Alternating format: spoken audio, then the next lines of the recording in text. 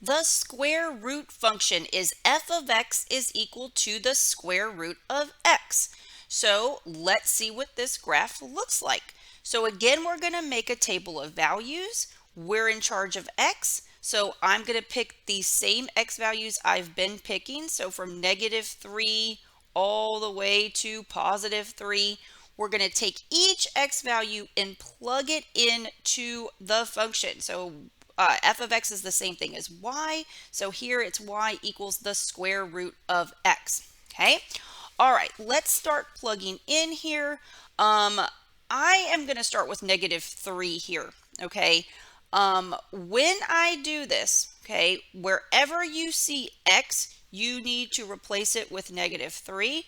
So if x is -3, the corresponding output is going to be y equals the square root of -3. Okay, and as soon as you see this, alarm bells should go off. You cannot take the square root of a negative number. Okay, that's a big time error. So let me write that up here. Okay, so you cannot take the square root of a negative number. Okay, so what's going to happen here, okay, is if x is -2 and if x is -1, the same issue is going to happen. Okay, so if x is -2, we're going to get y is equal to the square root of -2. If x is -1, we're going to get y is equal to the square root of -1. You cannot have a negative number under the square root. If you took any of these values, square root of -3, square root of -2, square root of -1, and punched it into your calculator, you're going to get a big time error message. Okay, you cannot have a negative number under a square root. Okay, so what does this tell us? Okay, we have to rethink our table of values. Okay, so yes, for all the other functions we've done so far, we could pick negative x values. Okay, we cannot pick negative x values for this function. Okay, can't have a negative under the square root. All right, so what happens now? Okay, I'm going to go ahead and X these out because they're not good for us. Okay, we can't pick these guys. Okay, let's think about X equals 0. Okay, is that going to be possible? Okay, well, if X is 0, okay, then that means the Y value is going to be the square root of 0. And the square root of 0 is 0. Okay, you can take the square root of 0. The square root of 0 is 0. Okay, so that means if X is 0, the Y value is 0. Okay, so a big shock here. This graph goes through the origin. Okay, now let's keep going. Okay, 0 worked out for us. Okay, so now if I look at x equals 1, that means the corresponding output is going to be the square root of 1. Okay, the square root of 1 is 1. Okay, so if x is 1, y is 1. All right, so that worked out. We could plug in x equals 1. Okay, now let's move on to x equals 2. Okay, if x is 2, that means the y value is going to be the square root of 2. Okay, now let's think about this. We don't know the square root of 2 off of the top of our heads. Okay, this is actually a number. Okay, it's a strange number. If you put this in the calculator, if you look at the square root of 2, it's like 1.414 dot dot dot dot. It's some crazy decimal. Okay, so because it's some crazy decimal, this is going to be a difficult point to plot. So what I'm going to do here, it's okay to plug in x equals 2, but it's not going to give us a nice output. Okay, so what I'm going to do is ignore this point. Okay, it's doable, but I'm going to ignore it. Okay, what happens to x equals 3? Well, the same thing. Okay, y would be the square root of 3. Again, that's a crazy decimal. If you punch in the square root of 3 to your calculator, you're going to get something like 1.73 for your y value. And again, that's going to be hard to plot. We like things that fall on the grid lines. Okay, so once again, I am going to ignore this point. Okay, so what are we going to do? Because so far, we only have 2 points on our graph. We have the origin and we have 1, 1. Okay, that's not enough to tell us what the graph looks like. Okay, so let's think about what we're doing here. Okay, we are taking the square root of something. Okay, so we need to be smart about how we choose our x values. We need to choose x values that we know the square root of. We know the square root of x equals 0. We know the square root of x equals 1. Okay, off of the top of our heads. It's a nice number. So going forward, okay, we can't pick negative x values. We can only pick positive x values. We've seen that already. So what besides x equals 0 and x equals 1 will give us a nice number? Well, if x is 4, okay, then I'll make another column over here, okay? If x is 4, well, then the y value is going to be the square root of 4. The square root of 4 is 2, okay? So if x is 4, the y value is 2, okay? So that x equals 4 is a nice number to plug in, okay? So if x is 4, y is 2. So the point 4, 2 is going to be on the graph, okay? All right, let's think about it, okay? Let's keep going, okay? What about x equals 5? Okay, I don't know the square root of 5 off the top of my head. Okay, if x is 6, I don't know the square root of 6 off the top of my head. If x is 7, don't know the square root of 7 off of the top of my head. If x is 8, I don't know the square root of 8 off of the top of my head.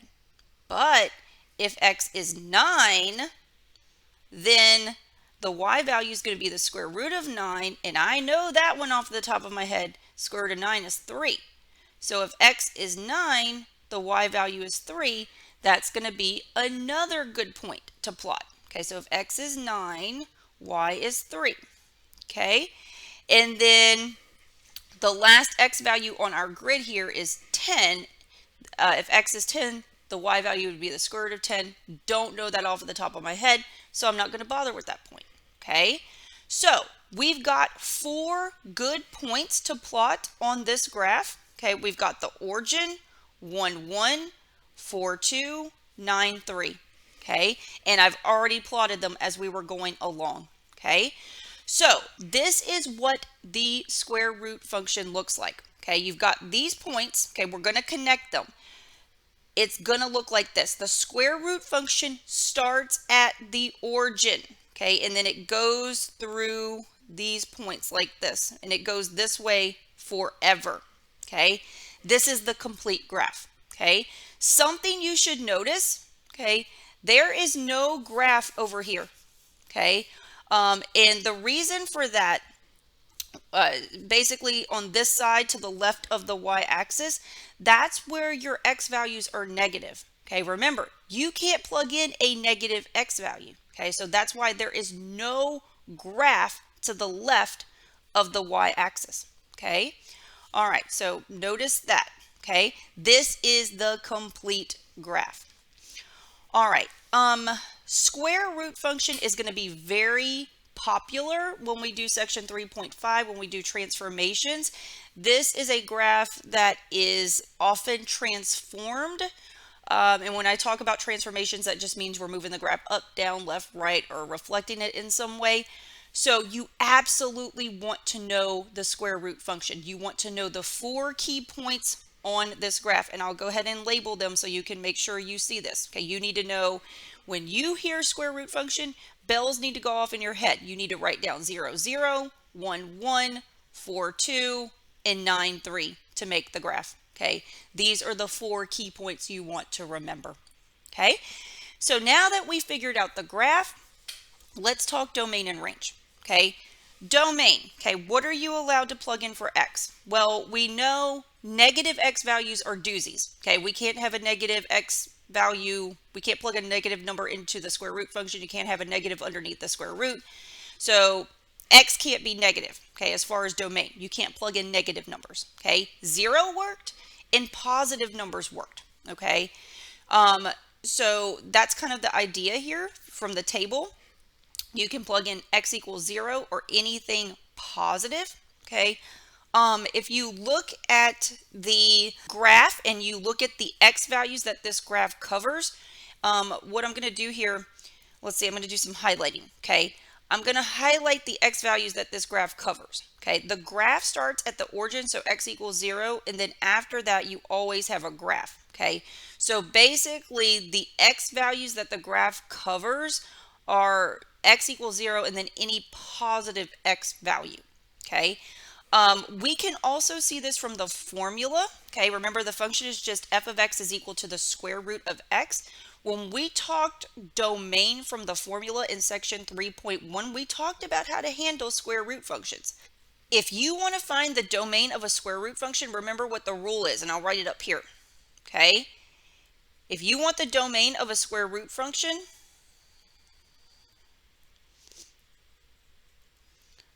the rule was to take the quantity under the square root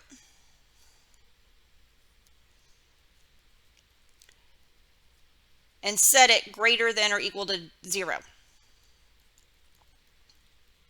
and solve, okay? So if we applied that logic here, okay, I'm going to take the quantity under the square root, which is x, and I'm going to set it greater than or equal to 0 and solve, okay? Well, it's already solved, okay? This is telling us that the domain here, you can only plug in x values that are 0 or bigger than 0, okay? So, you know, if you look at your number line, remember I had you solve the inequality and then you had to turn it into a number line, okay? So what would be our domain here? Okay, the key point here is 0. We can plug in 0 itself or anything bigger, okay? So if you wrote this in interval notation, this is going to be, we're going to start at 0. We're going to go off to positive infinity, and since we can actually plug in 0, we want to include that point. Okay, so for this particular graph, the domain is going to be from 0 to infinity. Okay, this reflects what we saw in the table. Okay, we can plug in 0 or any positive number. It reflects what we see in the graph. Okay, you just cannot plug in a negative number for x. Okay, what about the range? Okay, well, range is y value, so we need to look at the lowest point and then go to the highest point and write down the y value. Okay, again, the lowest point on this curve is going to be the origin. Okay, so the origin has a y value of 0. We want to include that point. We want to include 0 in the range because 0, 0, that's a closed circle.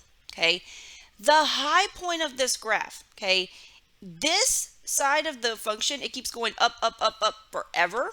Okay, notice that it is a very slow rising curve. Okay, eventually it will go up to like y equals infinity. Okay, but it's going to take a long, long time to get there. Okay, it is rising, but just slowly. Okay, so the highest point on the graph will eventually be, you know, positive infinity. So we're going to say our highest y value is going to be positive infinity. Okay, so the domain and the range of this graph are the same. Okay, both are 0 included all the way to positive infinity.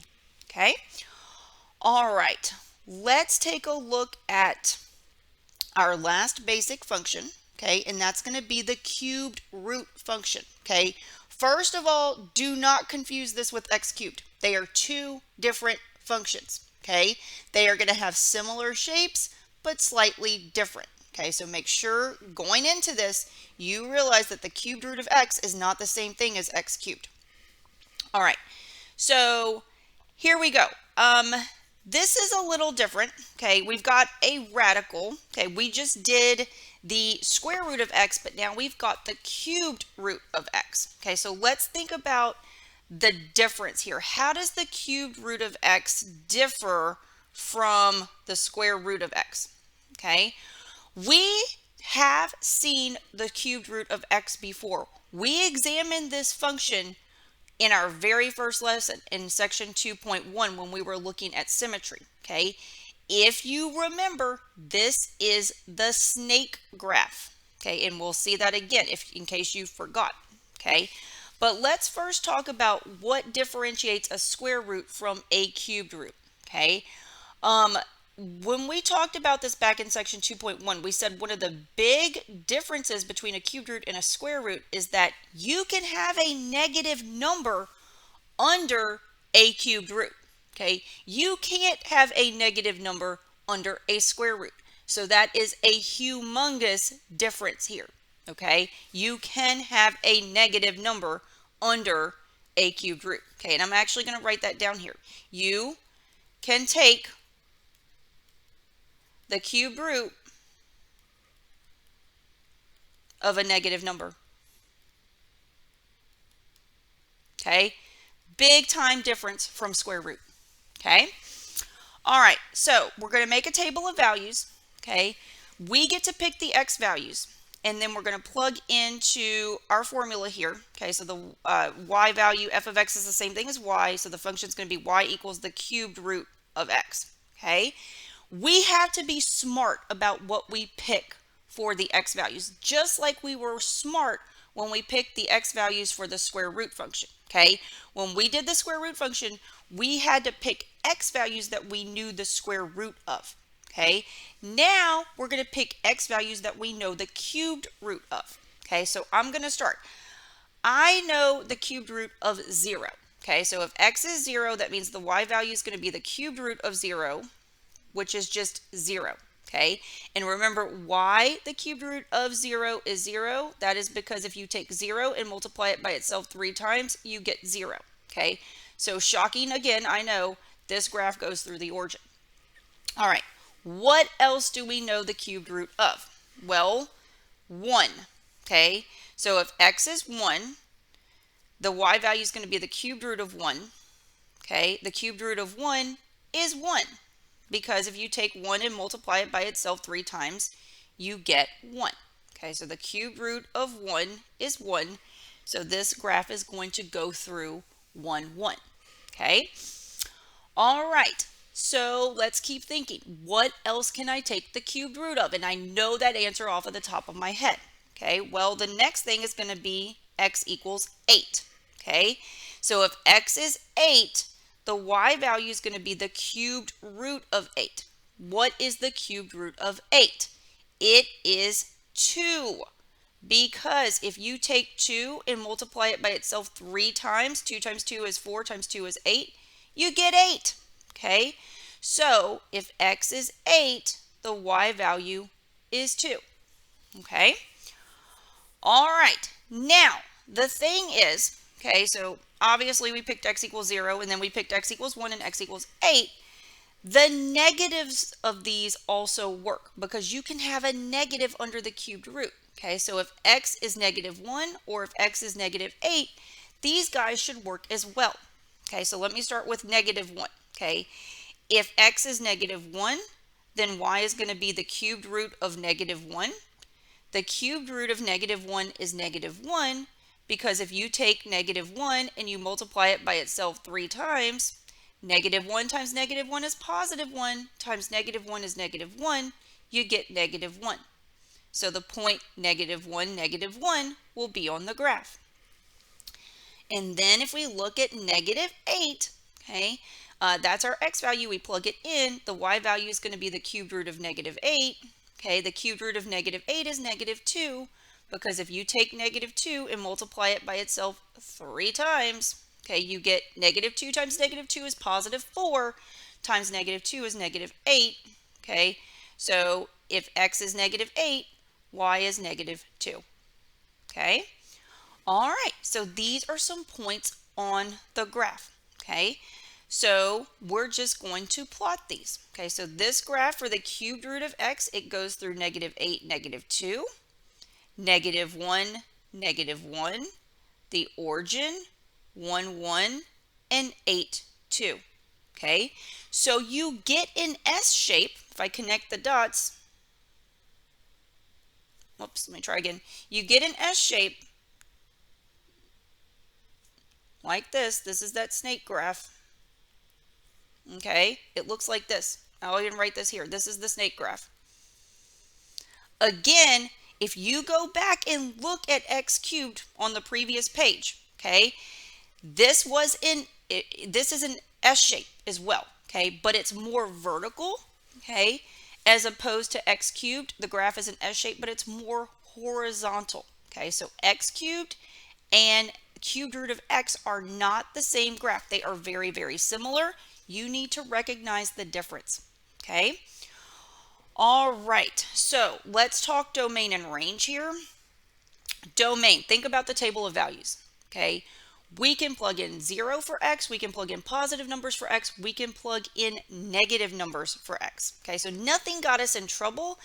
If you think of the formula, when we talked in 3.1 about domain from the formula, remember, if you're dealing with a cubed root function, the domain is all real numbers, okay? Because you can have that negative underneath the radical sign, okay? If you look at the graph, okay, if you follow my cursor, the graph's going to keep going this way forever, okay? So the leftmost x value is going to be negative infinity, okay? If you go to the right, okay, the graph keeps going this way. Okay, so the rightmost x value is going to be positive infinity, okay? So based on all these observations, the domain here is going to be all real numbers, okay? Then if we look at the range, okay, we need to do low point and high point, okay? Again, if we go to the left this way, okay, it is a slow decline, but that graph is going down, down, down, just very slowly. So eventually it will make its way down to negative infinity. Okay, so that'll be your low y point. And then on this side, it's going up, up, up. It is rising just very slowly. So eventually this y value will climb up to positive infinity. Okay, so the range is all real numbers here. Okay, both domain and range. Okay, so these were the 6 basic functions you need to know inside and out. You need to know what their graphs look like. You need to be able to state their domains and range, okay? It is very important for when we get to transformations, okay? These are some of the basic functions you will be transforming, meaning moving up, down, left, right, doing reflections, stretching, compressing, that type of stuff, okay? So you have to be able to graph the function quickly, and you have to write down specific points on each graph. So make sure you learn these 6 graphs.